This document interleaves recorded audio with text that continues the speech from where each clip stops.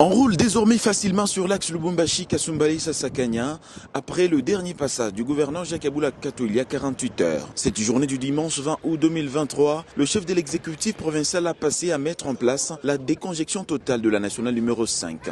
Avec à ses côtés son vice-gouverneur Jean-Claude Konfwa-Kimimba ainsi que le conseil provincial de sécurité. La route nationale numéro 5 étant la porte d'entrée et de sortie de la RDC vers l'Afrique australe. Le constat sur terrain est satisfaisant.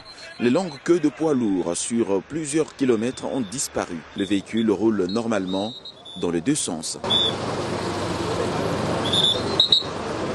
Le dernier poids lourd qui traînait encore sur la route ont été convoyés par le gouverneur jusqu'à Kasumbalesa village pour qu'ils remplissent les formalités des douanes. Allez. Les chauffeurs, en ordre avec l'administration douanière, ont pu traverser la frontière.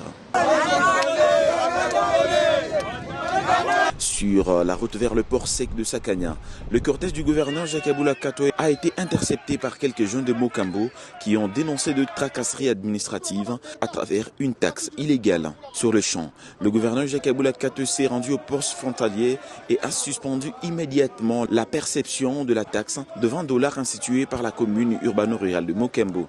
C'est là, au grand bonheur de la population.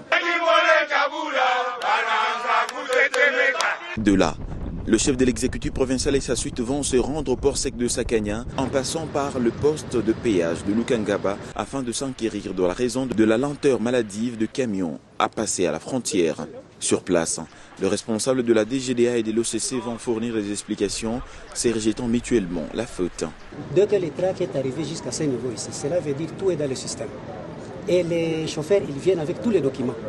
Mais sauf s'ils arrivent ici, c'est l'OCC qui insiste que non, nous on ne dépend pas de ces listes-là, il faut que Kasumbalesa puisse nous instruire. Pour tirer la situation au clair, Jacques Aboula Kato va réunir tout le service opérant à la douane, ainsi que les représentants des transporteurs au bureau du territoire de Sakanya. L'autorité provinciale n'est pas allée par 4 chemins. Cette instruction ferme a été donnée et de rappel à l'ordre également. Pour désengorger Kasumbalesa, nous avons préféré les orienter ici chez nous. C'est une mesure que nous avons prise, mais aussi qui va rester. L'implication active du gouverneur Jacques Aboula Kato a été saluée par la population et les associations de transporteurs.